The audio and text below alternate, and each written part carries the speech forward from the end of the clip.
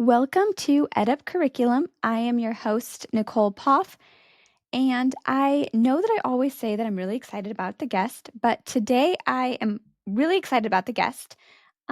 Anytime I can have an instructional designer on here, my heart kind of explodes. And today we really want to talk about kind of future-proofing instructional design, which is vital today in kind of today's world. So without further ado, today's guest is Anna Badua. Anna, thank you so much for being here. But can you start by introducing yourself and just sharing a little bit more about your journey into instructional design? Thank you, Nicole, for having me. I'm so excited to be here and to talk about my experience and talk about a field that I just love so much, instructional design. And so basically, my start to this journey has been a perfect Venn diagram for my professional career, as I like to say. I started off as a freelance graphic designer and found myself working at a college, at a design school, and teaching graphic design. And I found myself wanting to go back to grad school. I originally wanted to go into art education, and just through researching different art schools, had actually just stumbled upon instructional design. And when I read into it, I felt like this is exactly where the future was headed in terms of educational technology, my experience in design, and where I had found myself as an adjunct. And I just thought it was the perfect fit for me.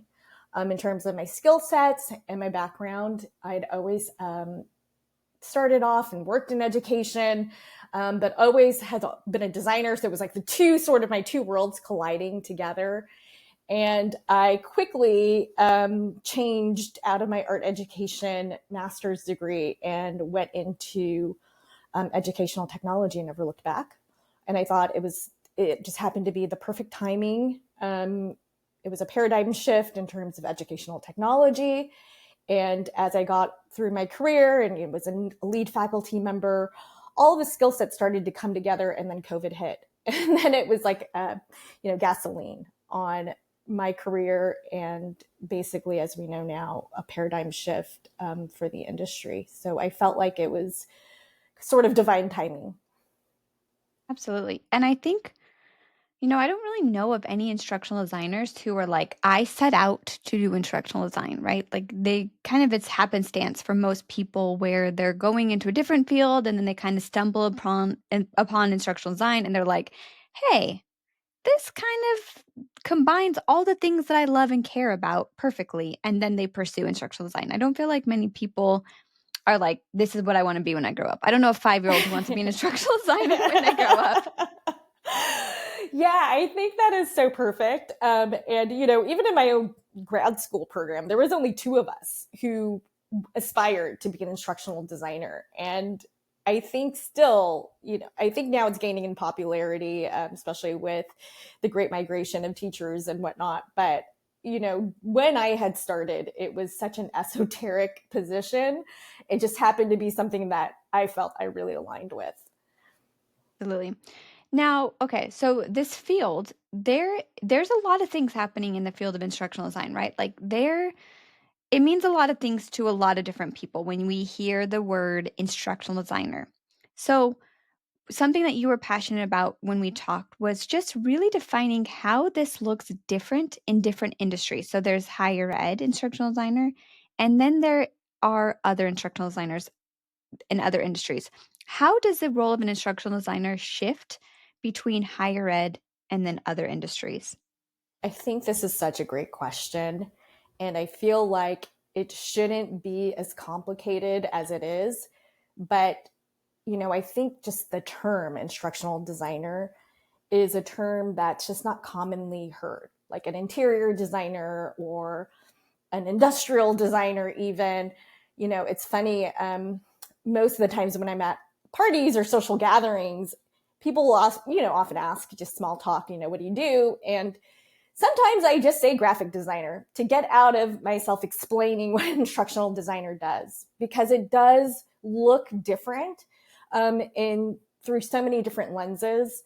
And I know I'm not sure if there is a succinct and universally accepted definition. And I just know for my own experience, it's looked different on every single team I've been on, even within the same organization. For instance, when I was at SC, I've been on 3 different teams at USC, and every single one of those positions looks slightly different in terms of what the expectations were. So I don't know. I just think crassly, it's learning how and knowing how to distill learning objects from instructional content.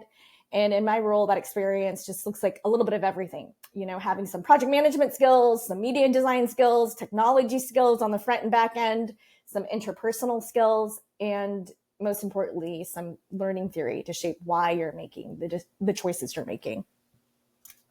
Absolutely. And I think, you know, when we think about higher ed instructional designers, again, I've been in a lot of different roles as well, where sometimes the instructional designer is just working with the SME. I say just because that's a thing of its own too, right? But their primary focus is working with the SME and putting a course together basically in a document, right? A course guide or a blueprint or whatever the course says.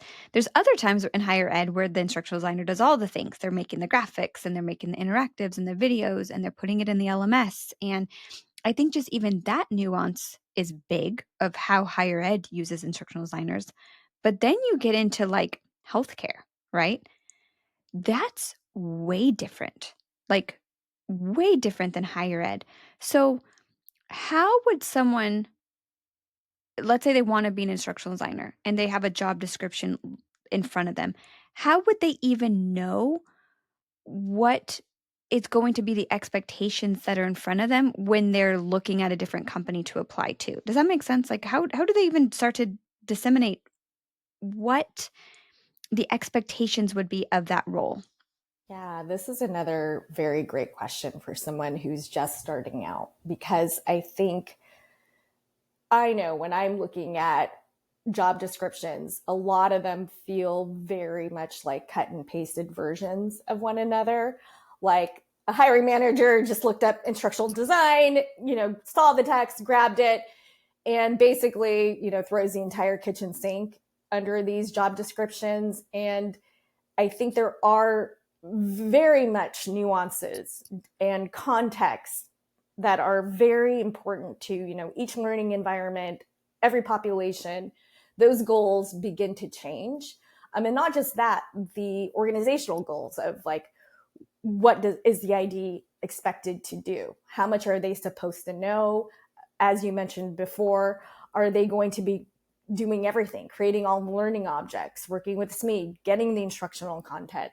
What levels are they participating in designing and developing all of the training materials throughout? So a short way I would say is I think it's more of developing a strategy to look at job descriptions. And then basically, if you get to the next level and you get through the interview, is to really have some very strong questions to sort of like decide what the role actually involves.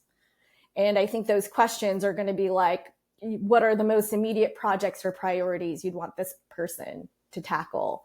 Ask them about their team and how are responsibilities divided? What tools do they currently use? Are you expected to learn or know the same tools? How is success measured for the role? What does a job well done look like for them? Is there a review and feedback process? And what are some of the challenges that the team is currently facing? I think that'll give a better picture of what the expectations for the role really are. So I think those are really, really good questions. Just because this term is so widely used, right? And what I would hate to happen, and I think the situation that I feel like would be really kind of surprising for someone is, let's say they've done their entire instructional design career in higher education. Maybe they were a student advisor first, right? And then they moved into instructional design, and the only space they've ever known is higher ed. And what it's looked like for them is basically developing discussions and assignments in working through a textbook, right? And then they're like, you know what? I want to move out of higher ed and I want to move to a nonprofit or I want to move to a healthcare setting. Those are going to be wildly different, right? You're not, in very few healthcare can I think of them creating a discussion board for their, people to go through, right? They're going to be creating more of those interactive um, modules and things like that. So I ask all that to say, like, what are some skills that we can say these are universally valuable across all instructional design environments, whether you're a higher ed professional, healthcare, nonprofit, sales, what skills are universally valuable for instructional designers? Thank you for asking this. And I love that you brought up the various different sectors that you can work in, because I think it does, the key to that, I think is sort of the analysis. And I think that's like one of the strongest skill sets a designer should have, is being able to analyze and come up with solutions for the context and that student population. For me, that's like the number one skill set that you need to sort of be able to make those decisions and look at what exactly are you being asked to create and design and develop, and what are those goals looking like. That's number one. I think you have to have very strong interpersonal skills. No matter what, you're going to be working in strong collaboration with a subject matter expert, whether that's a faculty member, whether that's just a lead person that they have established at a corporation, whether that's just a program manager, whomever that is, you'll be working. Being an ID means not working as an island. You're always working in collaboration with something else. And generally, you're not the subject matter expert in whatever content that you're making. I think you have to be very comfortable with technology, not be afraid to ask questions, be very curious. I think critical thinking is huge. Critical thinking is something that you're going to constantly be sort of, again, analyzing and looking at things, the solutions that you're bringing forth, but also sometimes you're asked to do things. And it may not be the best solution. It just may be something that an organization has always done. It's a way that they've done things. And sometimes you have to assess, like, is that the best way of doing things? And reevaluating goals all the time. There needs to also be a little bit of change management. A lot of times you may be building something that wasn't there. In like the cases of healthcare, maybe it's something they've done it classically face-to-face. Now they're going online. You're going to have to get buy-in. Maybe you're adopting a tool that's being used for the first time, things like that. A lot of project management skills that are underutilized and under talked about. I think I've been on teams where some team members who are new hadn't realized, like, that's a huge part of the job in terms of making sure deliverables are on time, making sure the processes and the flows will meet the deadlines for your stakeholders. And leadership skills. I think that's another one that's under talked about, because a lot of times you're a leader in the space. You're representing something, a program that's going to be implemented. You're recommending trainings that may be implemented. You may be doing something that's with compliance, and you may be having to influence those around you. Again, for buy-in, it could be something, a new process, a new procedure, or it could just be students who are learning something for the first time. But you do have to advocate a lot for the decisions that you're making. Absolutely. And I think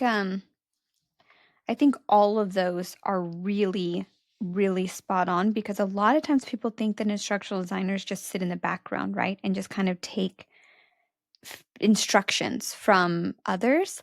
But a lot of this, if we want to produce good artifacts, good classes, good modules, good anything, it's going to require an instructional designer, just like you said, who can keep the project on track, also knows how to work with others and is not power struggling the entire time, but also has that leadership vision to say, hey, we're training nurses in a hospital. Maybe a job aid is not the best way to do things here, right? Like maybe let's really figure out what we're trying to get nurses to do from this training and see if a job aid makes sense, but maybe not. But if you don't have that leadership skills, then you probably would just fall in line and be like, okay, we can create another job aid. It's probably not going to work, but I'm just taking orders. Um, and I don't think that's what an instructional designer should do. I don't think an instructional designer is there to just passively take directives. I think they really need to own what they know and be confident in that voice. I love that you said that, because I think a lot of things that I see online, um, when some of us, when we get expressive on social media about, things that we dislike about our positions as an ID, and I'm not to say that I'm sure that some organizations do become very task oriented. I do think that could be a challenge and a barrier in some places. And I think that's where, like you said, the leadership skills become very important. You have to learn how to influence the organization and have them trust that the decisions you're making are in their best benefit and the student's best benefit. And that's tricky to navigate. And I think as you gain experience, you become more empowered into why those decisions become important and just really how much influence you do have in the end. Absolutely. When I was first starting out as an instructional designer, I remember I was terrified. And I went into a VP's office, Mike Kalaji, and he basically gave me a piece of advice that I will forever keep and actually use for much more than just instructional design. But he said relationships are king. When you're an instructional designer, you really need to balance and navigate the relationship in a very careful way, because if you don't, lots of things can go wrong. You can always ask for an extension, you can miss a deadline, right? Like there's all these things, but the relationship, if that's good, um the course will go easier, right? So like you might give us me a couple of wins knowing that there's going to be a time where you're going to have to push back, right? But you already gave them a few wins along the way. And so now when you have to push back, it's a little bit easier because you haven't been power struggling the whole time. Is there any sort of advice that you would give for an instructional designer similar to that, right? Like something that has really been impactful as Yeah, your, what advice would you give for a current instructional designer or someone who wants to be an instructional designer?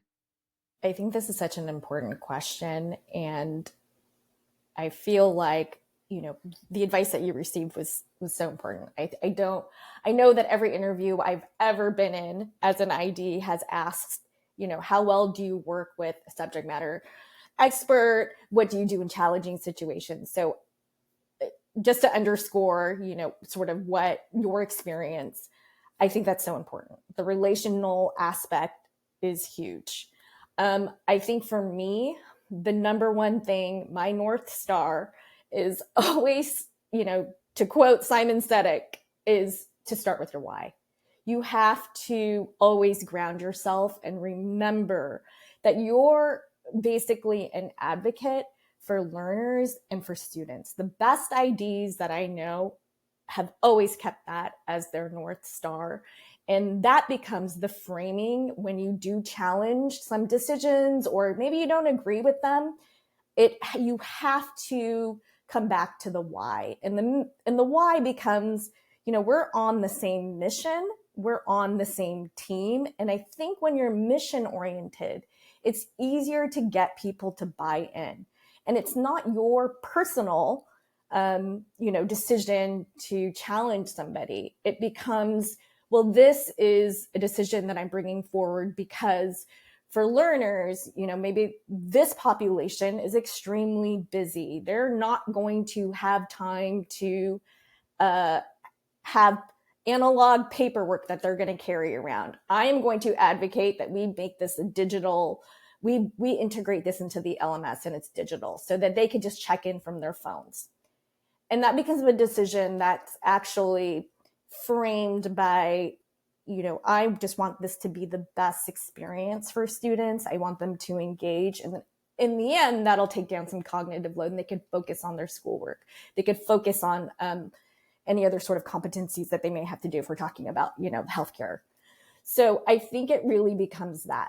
Always remember who you're actually serving, which is students and learners first, within the context of the environment that they're in, which is organizational, and always keeping in mind that we're actually, we both have the same goals and we're working together to get there.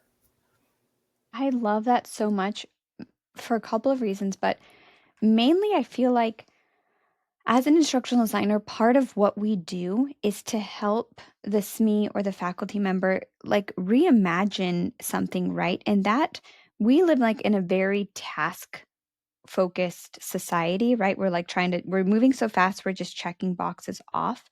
And so we're essentially asking people to kind of undo what they typically do, which is, hey, let's create an assignment, check the box, we're done, right? We're saying, let's step back, think about the user, think about the best, most optimal way for them to learn this, and then go from there. And that requires a little bit of extra time, a lot more thinking, and we can't check the box as quickly as we would if we were literally just, checking boxes off, right? We're actually promoting a different way of thinking as an instructional designer. Um, that is not that's not easy to do. That's really, really, really hard to do. Is to get someone to think differently about course design than they historically have, especially if they feel like they're seasoned and um, have developed courses historically by themselves. How the direction I'm going with this question is, what are some ways in which we can navigate SME and faculty relationships better, right? Like what can we do to help them build courses that maybe don't look like something that they've done before? Wow. I am blown away by this question just because I feel like it's not asked very often. I think the way that you're asking it, right? It's not just sort of, a change behavior question. I think when it's most of the questions that you may get like in an interview context, like, they're challenging, they're not turning in something on time. How do you manage that? I think the question that you're asking is a sort of bigger and important question, and one I think that we face every day. If you're an ID, and especially when you're going into a new environment, or if you're in higher ed, you're not working with the same faculty every single cycle. You're working with different faculty members every time, and the level of experience, you're absolutely right, changes.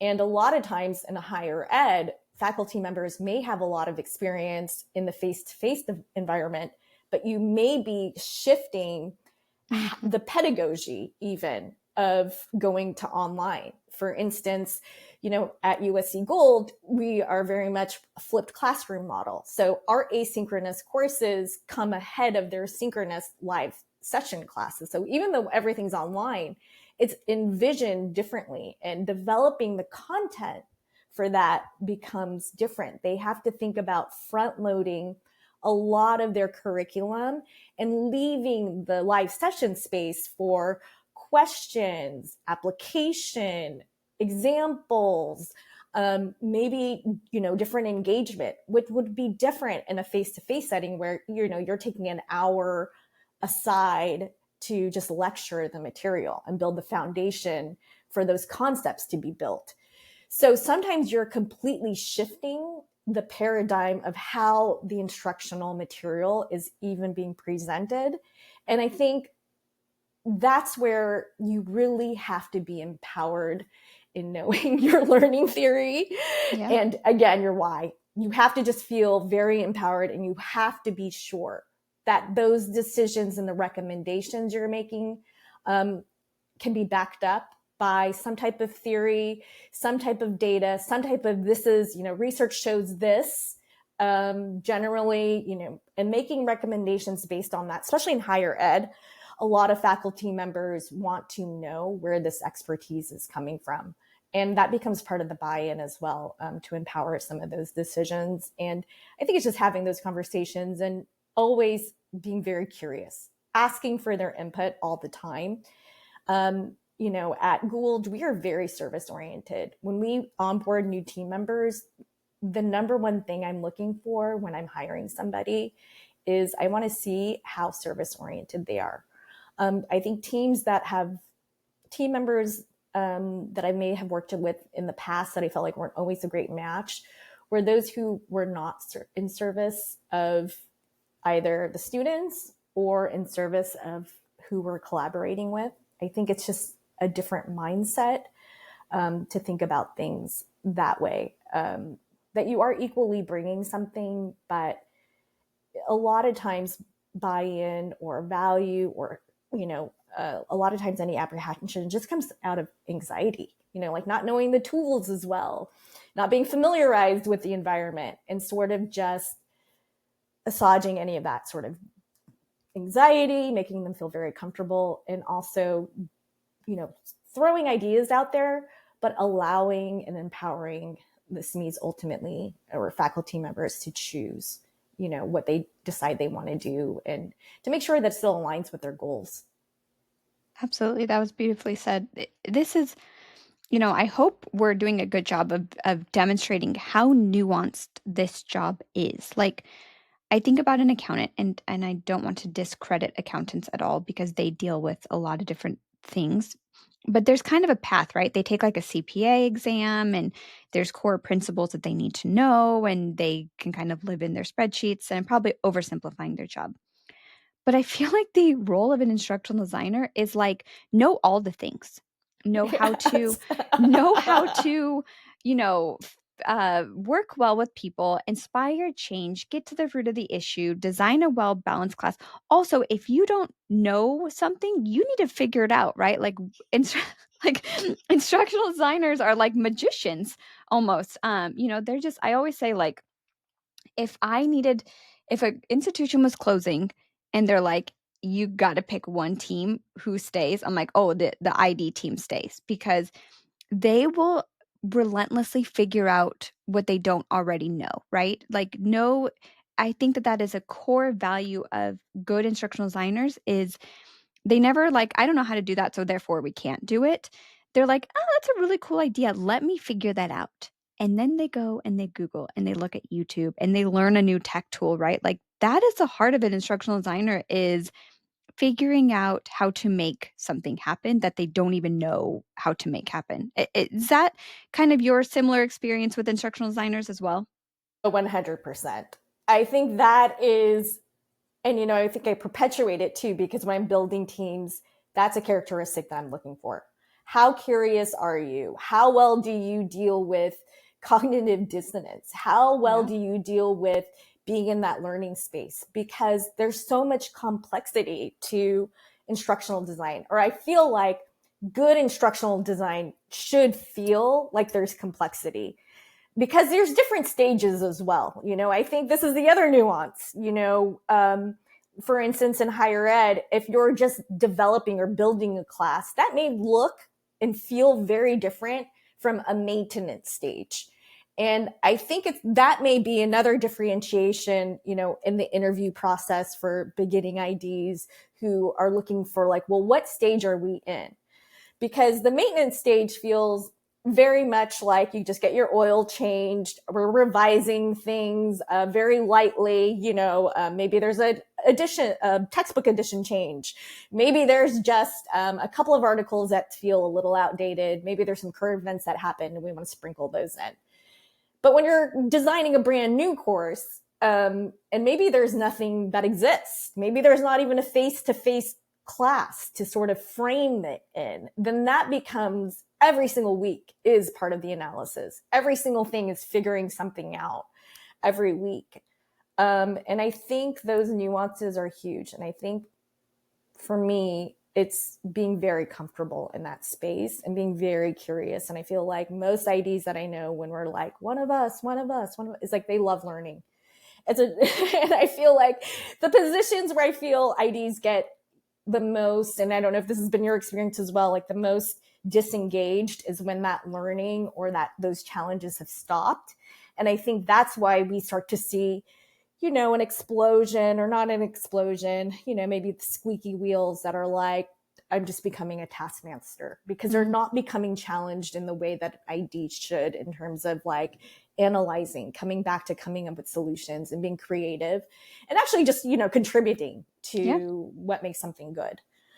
absolutely. Yeah, I think there are a lot of schools still who very much view their instructional designers as like proofreaders, right? They're like, here, you can have my Yeah. course. Make sure the commas are in the correct spot. Make sure, nothing is misspelled, and then you can pop it in the LMS for me. Like that is, I think, where a lot of schools still see the instructional design role. Um, and that's not cool. Um, Yeah, yes. And I think that I agree with that. And I think this question becomes so important even organizationally, because I've even had clients who have hired me as an instructional designer who thought that just meant designing learning objects like from a media point of view, and brought me in like when the designing and developing of those media pieces were ready to be created. And like I have a long-term relationship with one of my clients, and I just said, hey, listen, if we're going to develop a new program, I need to be at the very beginning. Like when we're talking about the framework of how this program is, like the scaffolding of the program, I need to be in at the planning stages. I need to be at analyzing what the goals are and aligning all of these objects. I can't come in and this part just needs a video, because the other parts prior to that and after that don't really make sense. And yeah, so you can't be reactive, I think, in a lot of these cases.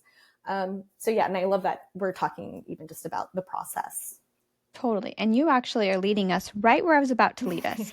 So, when you and I first talked, your one of your kind of passion areas is production principles, probably your graphic design background.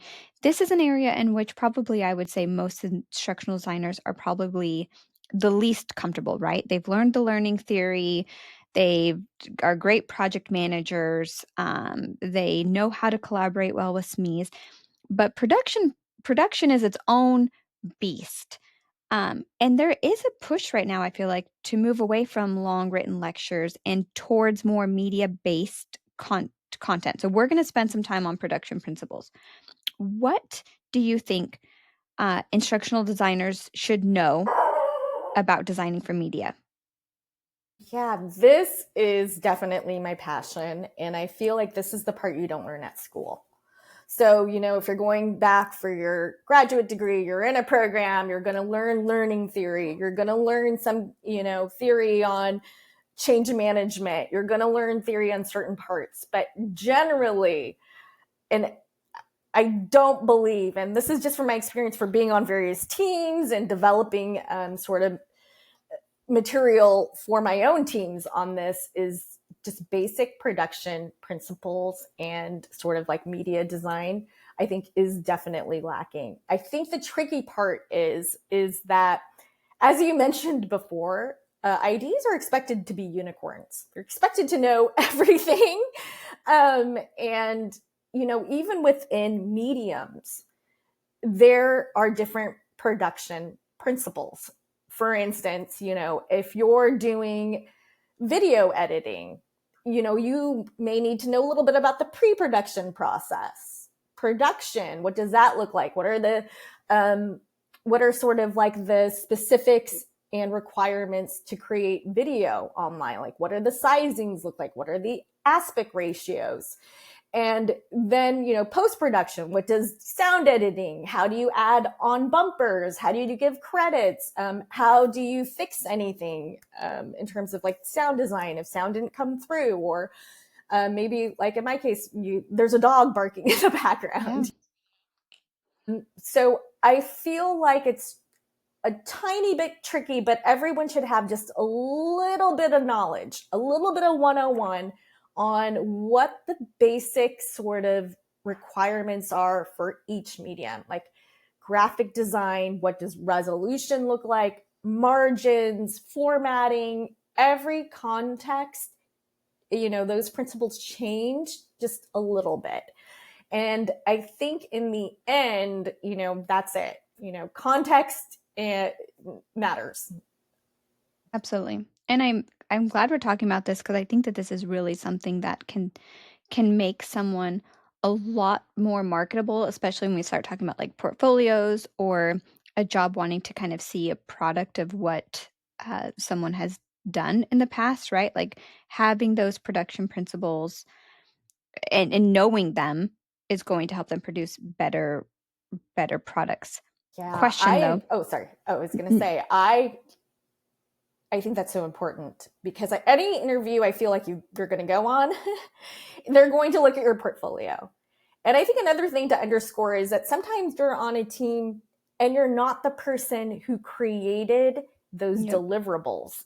Mhm. Um, and you may just need to know the principles to guide somebody. So you may have a contractor that creates all the pamphlets, but or you may have a video editor that you contracted one segment out to. You still have to know how to storyboard that, how to give them those materials, how to make sure the content that you've established and the goals and the educational outcomes are still going to sort of be the same. So whether your hands are in it or not, you should be able to guide somebody who is making that. So that way, if you do show it in your portfolio, you can talk about the processes. Absolutely. Now, kind of a tactile question. If someone doesn't know, you come from a graphic design background and a design background, so you have learned this in a more, let's say, formal way. If someone is literally just wanting to understand these design principles without that training, what where might they go? Are there resources that are better than others that they can look at? How might they figure out what the design principles are, the production principles? Yeah, this is a great question. I think we live in a wonderful time. We Mhm. live in a time where, you can get any information you want online for free. And I think anyone should look up visual design principles. If you're asked to do video editing, to look up video editing production principles. There's even free courses like on Coursera, but anything sort of online, because those principles don't change. For instance, visual design principles, there's about 10 principles. And whatever website you're learning it from, those don't change. Maybe some of the context, maybe some are better explained than others, but most of those principles are going to be the same principles. You're just learning the same principles. So I just say find a website that you enjoy and that you like, that gives you just the basics of what those are. Absolutely. And now let's talk about platforms. Like, okay, someone is not a media design or production person. There are tools and platforms that make this a little bit more accessible, right? Like you used to have to know what Photoshop, and you'd have to like know how to layer objects and all of the things, right? There's tools now where we don't have to actually know Photoshop anymore. What are your kind of, if someone needs to be able to produce something media related, what are your favorite tools?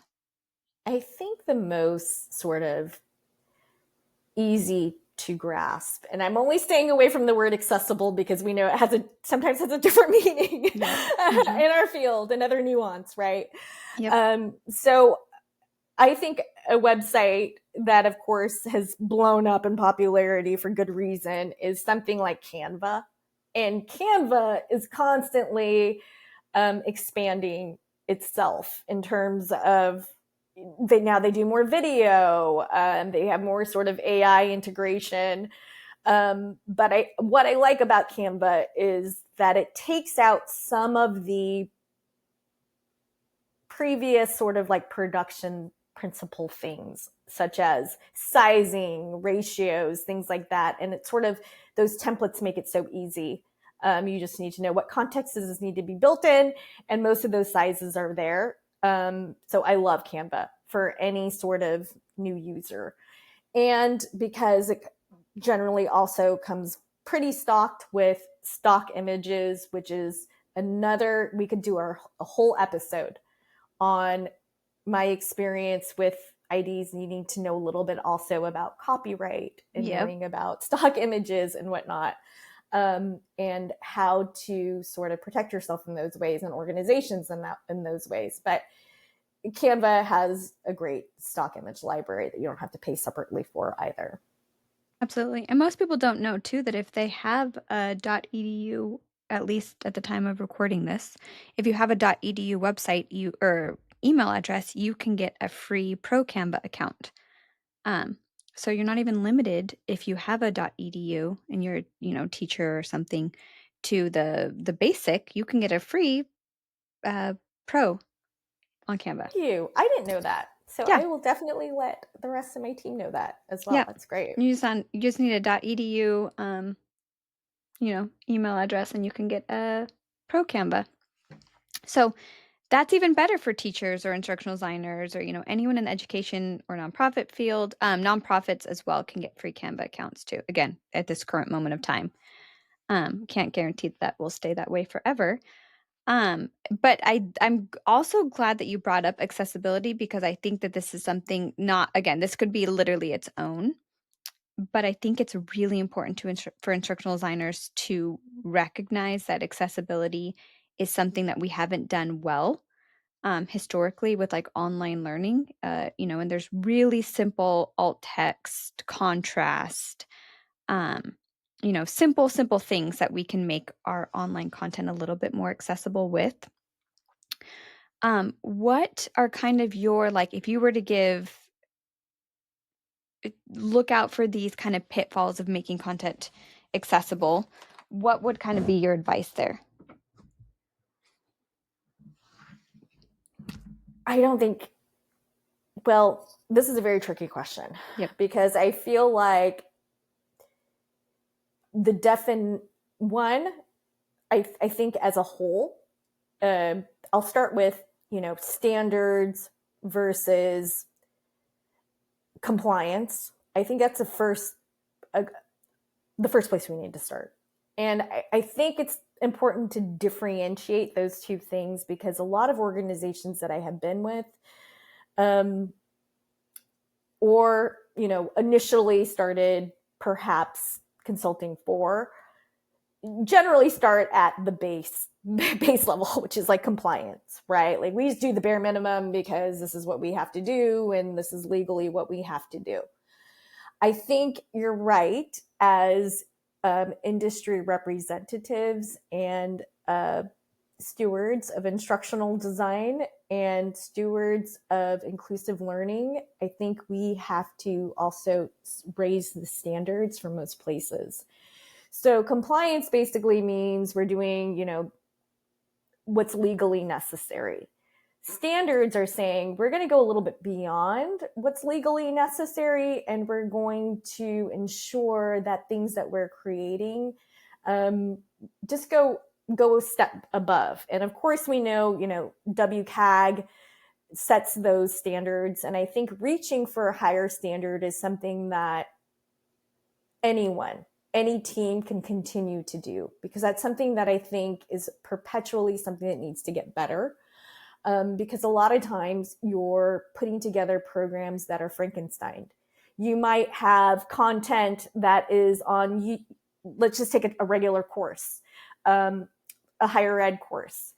They may be getting third-party resources. So you're not in control of those. They may be getting, they're like, I really like this speaker who's on YouTube, but the closed captioning is not great because that video they just turned on AI. And so the standard there is just sort of a long string of words. And I don't want to attack YouTube. I think their AI has actually been getting better, but still somebody needs to monitor that, or they need to create a transcript. That's not really up to a standard that we as an organization or as an institution want to abide by. And I think this is where the leadership part for an ID comes into play, where we have to say, you know what, we love this, but for our students, we need to have the captioning at this level. So we're just going to put it into another program, or we're going to create a transcript where the grammar is correct or whatever is needed to supplement that original resource. So I think that does become a lens that you have to bring into designing and building something as well. And it's a lens that every single ID should have, in terms of accessibility. And some things are built better. Some tools aren't great. We notoriously know. And I don't want to, call out any of these products because I use them as well, but some products are better than others in terms of accessibility. Some are, an organization may only want to pay for Articulate 360. So you have to build everything in Articulate 360. So you have to find ways to supplement that material, create transcripts, create better alt text. I think, a lot of times we create infographics that don't have alt text, things that are often sort of overlooked and taken for granted. So yes, I think again, I think that becomes the leadership role of an ID. And I'm not just talking about, you could be any position as an ID. That becomes just sort of a responsibility that we have to our learners. Absolutely. And I think this kind of goes back to, as an instructional designer needing to know how to find the answers. Um, there's I feel like when accessibility kind of started becoming more of a focus, there was instructional designers saying to a faculty member, like, you can't use that YouTube video because the transcripts are not sufficient, right? The closed captions are not equivalent to what a learner who could hear the audio would experience because they're off base. So find something else. And I think that's an option, but what I think happens there is that it kind of forces faculty to not want to include videos because they're like, well, if I have to make sure that every YouTube video has a perfectly closed caption, then forget this, we're not using videos. But I think going back to kind of the production principles, if an instructional designer knew, hey, I can use Canva to kind of spin up a video pretty quickly, and I can use an AI voiceover, or I can have the SME record audio on their computer and then put it over on Canva, right? Then the conversation can be, what do you like about this YouTube video, right? What elements are here that you want your learner to know? Is there anything you would change? Let's write a little transcript and let's spin up a video of our own. And we can make sure that the transcript is good and that the closed captions are great. But when you don't know how to do that, you really live in that compliant state of no, this isn't going to work. But if you have more of a sophisticated tool set, you can say this one won't work, but let's go to the drawing board and let's figure out something that does work for our students. Yeah, I love that, Nicole. I think, you just saying that speaks to your experience as an ID and, the million plan A, B, C workaround solutions you should have, Right. at the ready if something goes sideways. Um, you know, Oftentimes, sometimes that YouTube video disappears and Yeah, maybe it's no longer public facing or something like that. So absolutely. I completely agree. And I think, again, accessibility is one of the things, unfortunately, that I feel like sometimes organizations don't see the importance of, and they don't build that into the procedure. And I think that's sort of probably the conversation that I would say in your process for designing, it should be just part of your process of designing and developing, when you're creating something right away. Because a lot of times some organizations don't see the priority in that, or the importance of, or why you need to take time to do that. And sometimes that's just, lack of knowledge.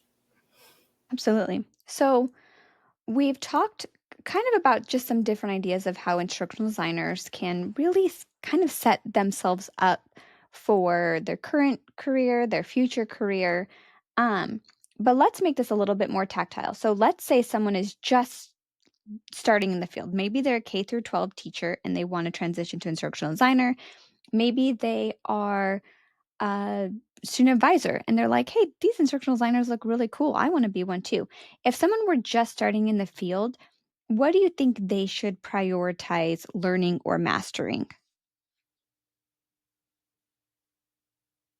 This is another really good question, because I have worked with so many different team members that have come from so many different backgrounds. And I will stand by this. I will say that the number one thing that I think an ID should prioritize is learning theory.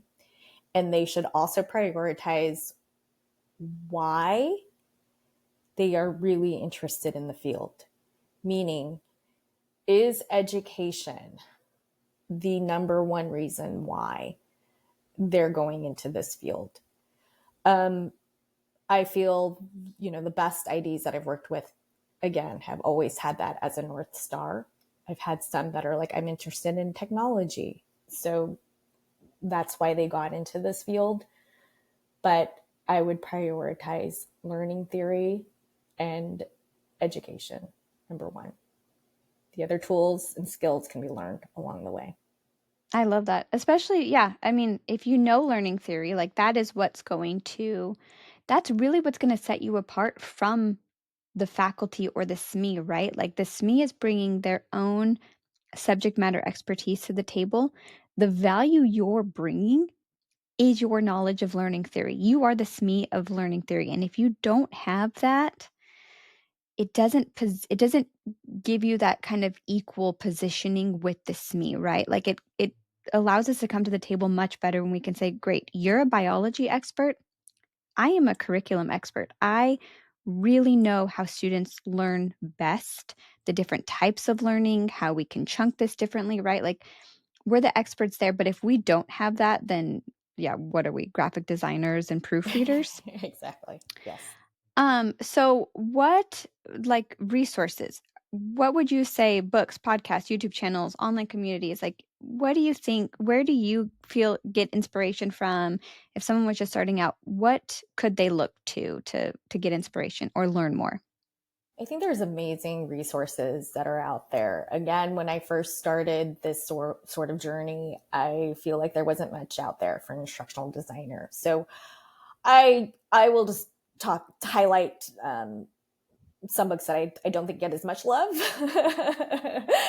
And one of those is, because multimedia is my bag ultimately, or, one of my specialties, I would say Graphics for Learning by Mm, Ruth C. Clark and Shapeda yep. Lyons.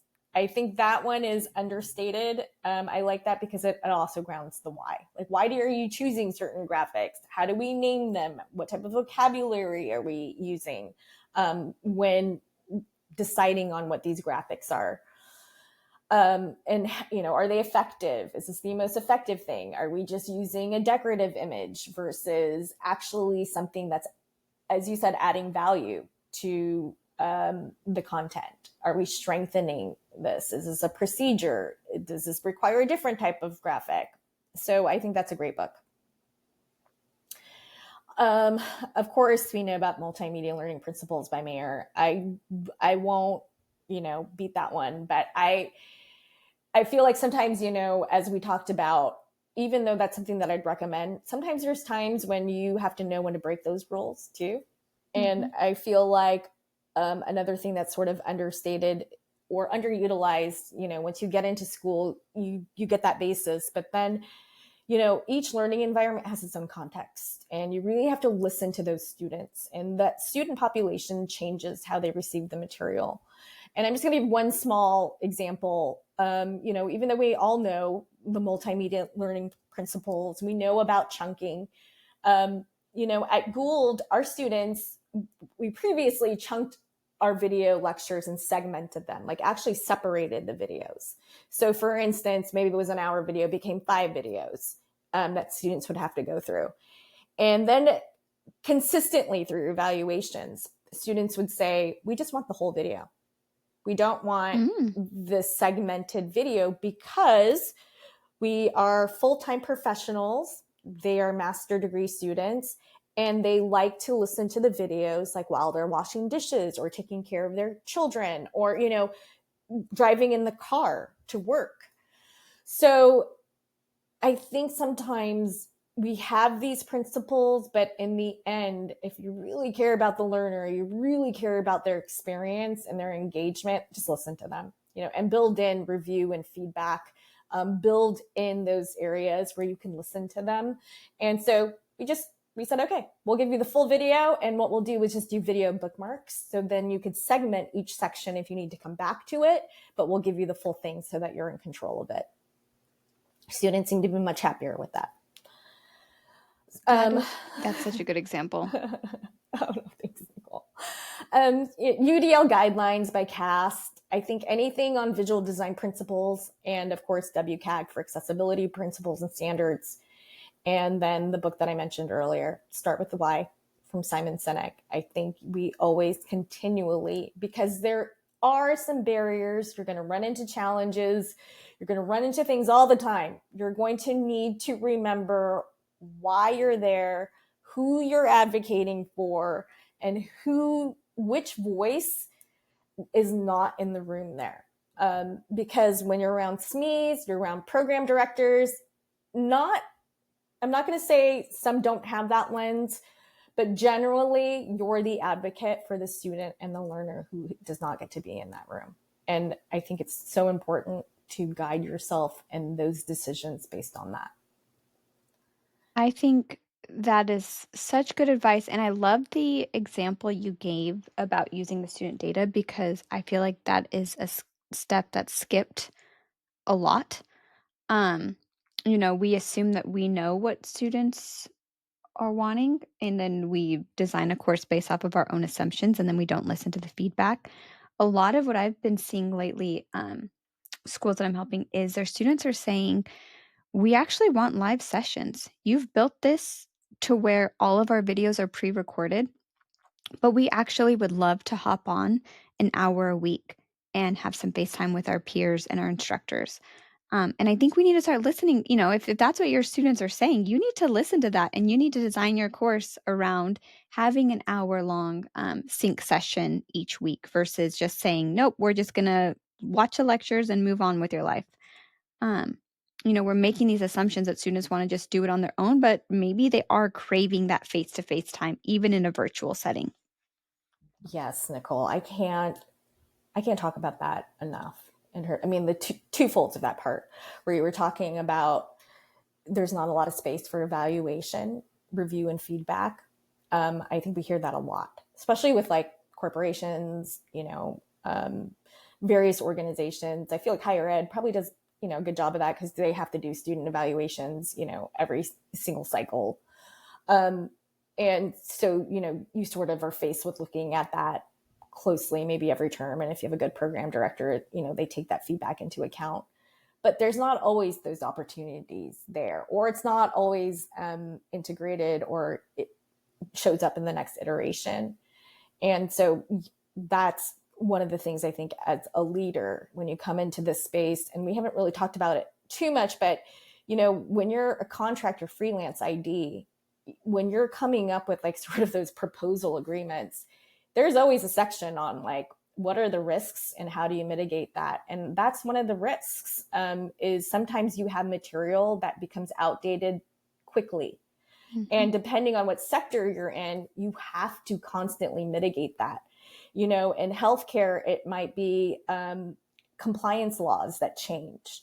At the law school, we have laws that change all the time.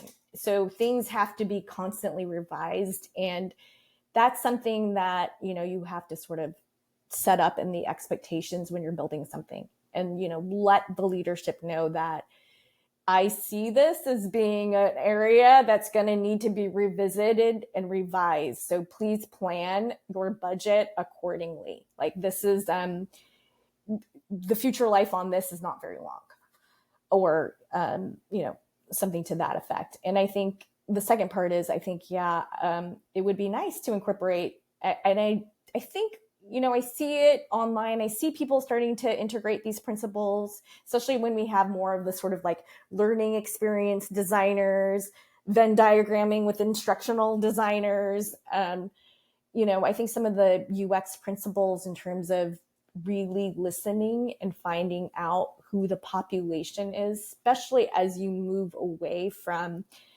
established institutions like higher ed, when you go into those other spaces where the population changes and the expectations sort of change, the context changes, I think it is important to really find out who your student population is.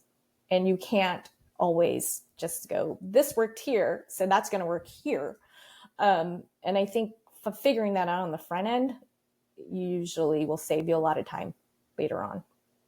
Absolutely. Absolutely. And I think that was the perfect way to conclude this podcast, because that is kind of, I feel like, the heart of what we do. So Anna, thank you so much for being here. I am really grateful that you spent some time with us, and I hope that people who are listening have there's a lot of gems here that they were able to take away. So thank you so much for being here with us, Anna. Thank you for having me, Nicole. It's been a pleasure. And I'm so sorry. I hope my dogs, should we record that last part? Did they show up on the speaker? Sorry. Nope, I can mute you when I'm talking. So yeah. Okay. Yep, totally. You're good. Oh my gosh. I Thank can you so much. yeah, I Thank can. you for Yes, of everything. course. It's Of been my course. pleasure. And oh my gosh, I equally hope that somebody gets something of value. They for sure will. Yeah, this is really good. So yeah, I'm excited and for I this. enjoyed it, Nicole. I just really enjoy talking to somebody else who, I feel like you were somebody who is also in the trenches, or, obviously your experience shows. And it's always wonderful to talk to a colleague as well, who could sort of summarize everything, bring new information. So enjoyable. Nicole, yes, you too. Yeah, it's hard to find instructional designers who get it too. I feel like there's so many. So it's always fun to talk to someone who like really sees the bigger picture, than just, like, oh, we're just gonna copy and paste from a course guide or exclusively production, right? Like, it's hard, I mean, we didn't get to talk about it too much, but yeah, I think you can get really pigeonholed if you stay in the same space. Totally. I mean, I don't want to like advocate for people to keep leaving and trying all of these other spaces, but I do think for me, that's what's opened my eyes to different experiences. And I mean, that's where it keeps you more sharp, I think. Absolutely. And that's what I really hope we can kind of get across in this episode is like, you can't just be an instructional designer who just stays put and accepts where they are, the status quo. Like, things are just changing too fast to be comfortable as an instructional designer. And so I hope that we communicated that well. Like, you really need to kind of take ownership and not say, I don't know how to do that, so therefore I can't do that. You need to like learn how to do it. Yeah, I think the ownership part is huge. I would say, I think that shapes your experience too. You know what I mean? Like, whether it's your experience in the organization or, a lot of people who I felt are entirely disengaged or unmotivated, it's because they either felt like they didn't have any influence in the space, or they just checked out in terms of like having any ownership. And I don't know, I feel like you and I are very similar. I can just sense it, where it's like everything you touch, you feel like you're going to own. Yeah. Like, if I'm going to put my name on this, or I'm going to be, part of this project, that ownership is just become so important. I think that's another huge skill set that I wish we talked about a little bit, because I think that is huge. The things that come up after. We're going to have to do a part 2. Awesome. Well, thank you so much, Anna. Have a great rest of your day. It was a pleasure. You too. Yes, bye. Bye.